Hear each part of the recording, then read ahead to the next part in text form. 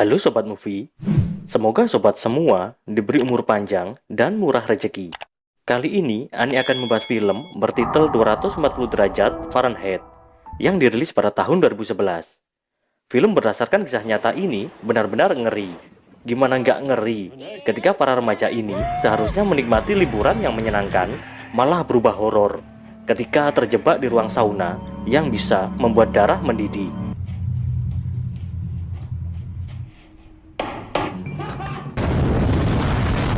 Oke, let's start.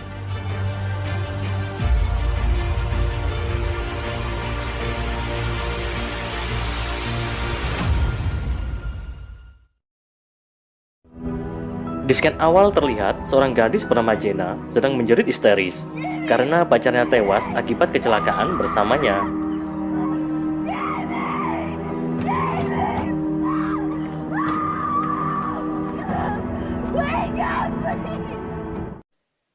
Tiga tahun kemudian, setelah Jenna sembuh pasca trauma, Jenna diajak liburan akhir pekan oleh temannya bernama Ren dan juga dua laki-laki bernama Michael dan Ian.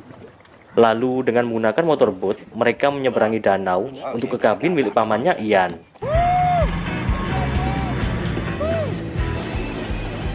Bersamaan, malamnya para penduduk juga akan mengadakan pesta May Day. Setelah sampai, paman Ian bernama White sudah menunggu di depan kabin. Lalu Michael memperkenalkan para gadis. Juga tak lupa, si Doggy bernama Beau juga ikut berkenalan. Setelahnya, White harus segera pergi karena akan mengurusi beberapa hal tentang pesta nanti malam. Kabin ini bernuansa klasik yang di belakangnya dilengkapi dengan fasilitas sauna. Lalu Michael dan Ren naik ke lantai atas agar Ian dan Jenna bisa lebih dekat. Namun itu hanya alasan, karena yang sebenarnya mereka mantap-mantap.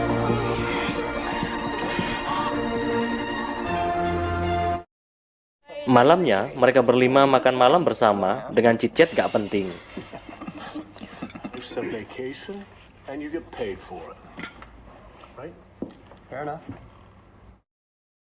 Lalu Jenna dan Ren keluar untuk mencari angin.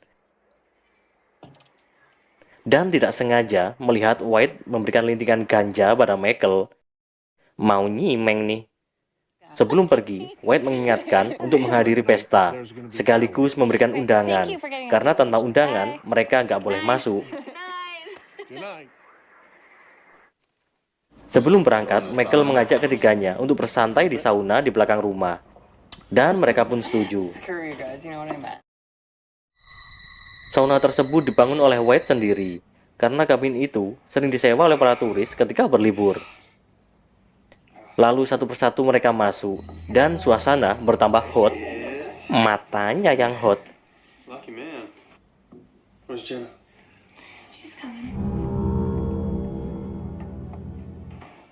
Jenna yang masuk agak gelisah, karena belum meminum obat antidepresi pasca kecelakaan dulu.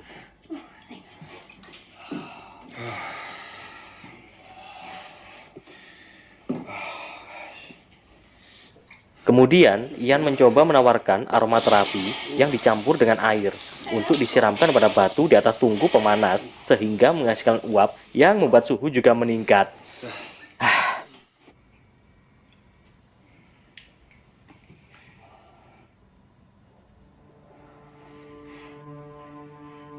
Karena suhunya semakin panas, mereka pun sepakat untuk keluar dan berenang di danau di depan kabin.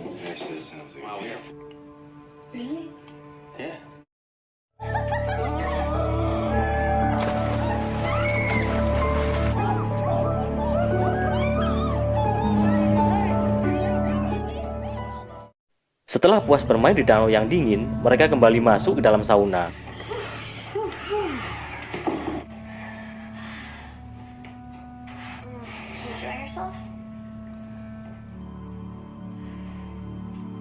Sedangkan Ian dan Michael minum bir terlebih dahulu.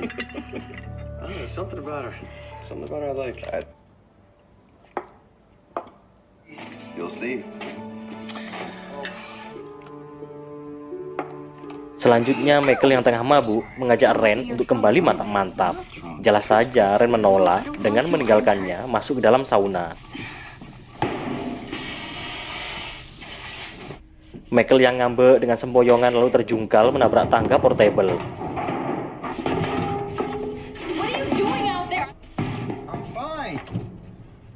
Michael pun kebingungan dan seenaknya menaruh tangga tersebut di depan pintu sauna lalu minggat.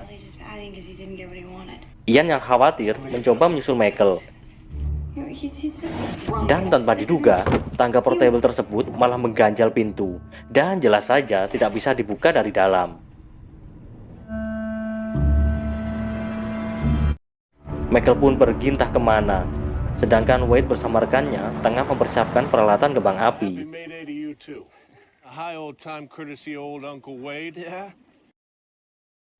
Mereka pun kebingungan karena pintu benar-benar macet. Dengan sekuat tenaga, Ian mendorongnya. Sedangkan Jenna yang mudah depresi malah ngomel-ngomel dan Ian menyuruhnya untuk tetap tenang. Lalu dengan sekuat tenaga, Ian mendobrak pintu tersebut, namun percuma. Mereka pun menganggap Michael membuat lelucon dan pasti bakal dibuka olehnya. Suhu yang semakin panas membuat mereka harus tetap minum agar tidak dehidrasi. Ian pun masih penasaran sesuatu yang mengganjal pintu tersebut.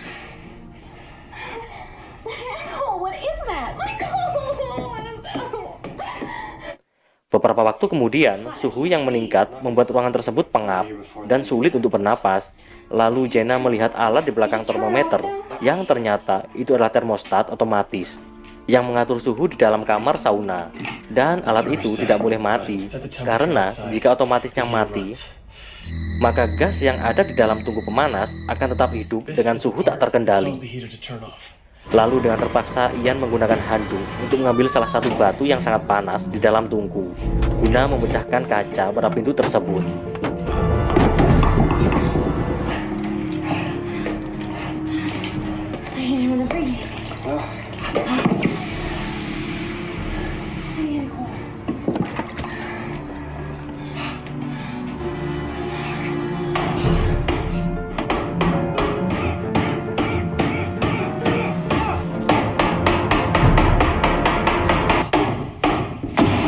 Dan akhirnya pecah juga, sehingga udara segar pun dapat masuk ke dalam.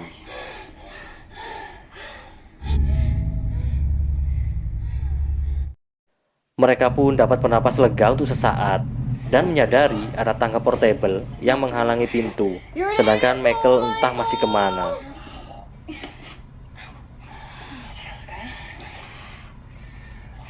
Lalu Ian mencoba membuat tali dari handuk dengan pemberat batu untuk mengaitkan pada tangga tersebut.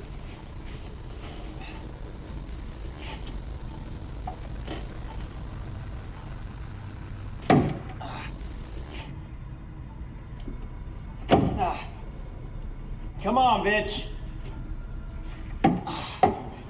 Namun lagi-lagi trik itu tidak membuahkan hasil.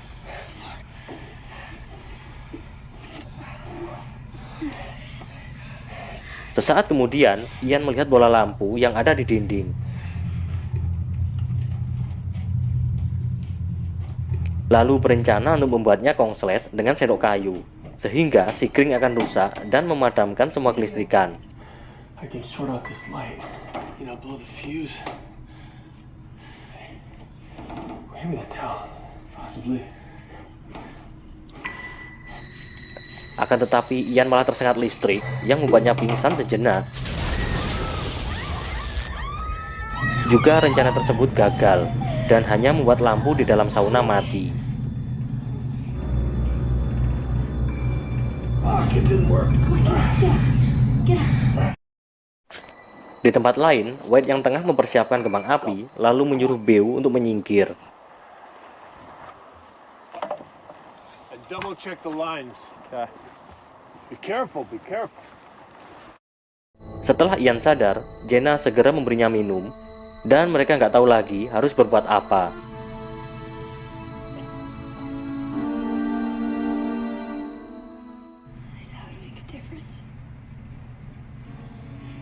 Lalu sesaat terdengar anjing menggonggong dari luar, dan itu adalah Beau. Mereka pun memanggil-manggilnya dan beranggapan Wade juga berada di sana.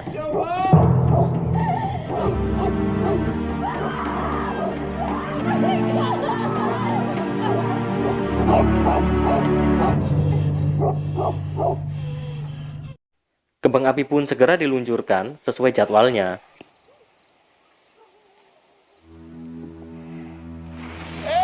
Lalu Michael pun muncul yang entah dari mana untuk mendekati Beau. Dan mereka segera memanggil-manggil Michael bersamaan kembang api yang telah diluncurkan, sehingga Michael tidak mendengar teriakan tersebut.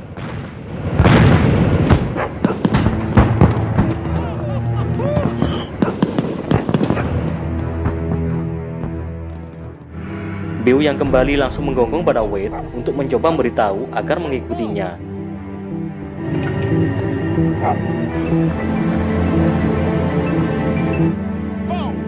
Namun saat sampai di kabin, Wade malah heran. Kenapa Michael nggak ikut pergi ke pesta? Lalu Michael menjelaskan bahwa dia ditinggalkan oleh kawan-kawannya. Karena sehabis nyimeng di lantai 2, dirinya terbangun mendengar gonggongan anjing dan menyadari telah ditinggal ke pesta. Lalu dengan segera menyusul mereka. Namun saat sampai, dirinya malah diusir karena tidak membawa undangan, dan kembalilah dirinya ke kabin. Wade yang merasa kasihan lalu mengajaknya pergi untuk nyimeng, sedangkan Beau hanya bisa bengong. Di dalam sauna yang semakin panas, stok air minum telah habis, sehingga Ren frustasi dan ingin merusak termostat otomatis. Akan tetapi dicegah oleh Jenna. Mereka pun bertengkar, dan secara tidak sengaja Jenna memukul Ren dengan batu dan membuatnya pingsan.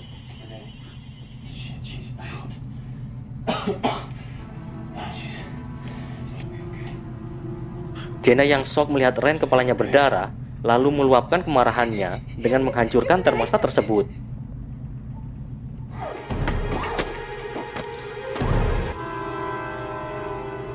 Dan jelas saja, tungku pemanas suhunya mulai naik sampai membakar mereka. Ian pun menggila dengan mulai menendang dan menghancurkan tungku pemanas. Sehingga pipa gas tersebut patah dan membuatnya meledak. Ian pun tewas seketika.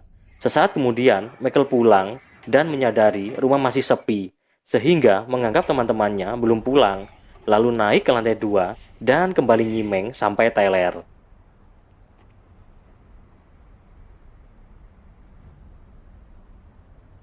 Sedangkan di dalam sauna, Jenna mencoba membangunkan Ren karena gas dari tungku terus-menerus keluar dan bisa membuat mereka mati tercekik. Lalu dengan sekuat tenaga, Ren diangkat dan dikaitkan dengan handuk menghadap lubang pintu. Lalu dengan bantuan handuk, Jenna mengeluarkan batu-batu panas itu dan segera menutup pipa gas yang patah dengan kayu. Dan selamatlah mereka berdua.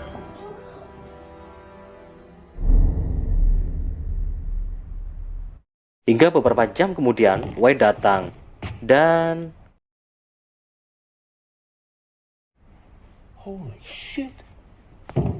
ambulan dan kepolisian yang tiba segera mengevakuasi mayat Ian serta Jenna dan Ren yang masih hidup. Wade selaku pemilik kabin dimintai keterangan oleh pihak kepolisian, sedangkan Michael hanya bisa menangis di pojokan.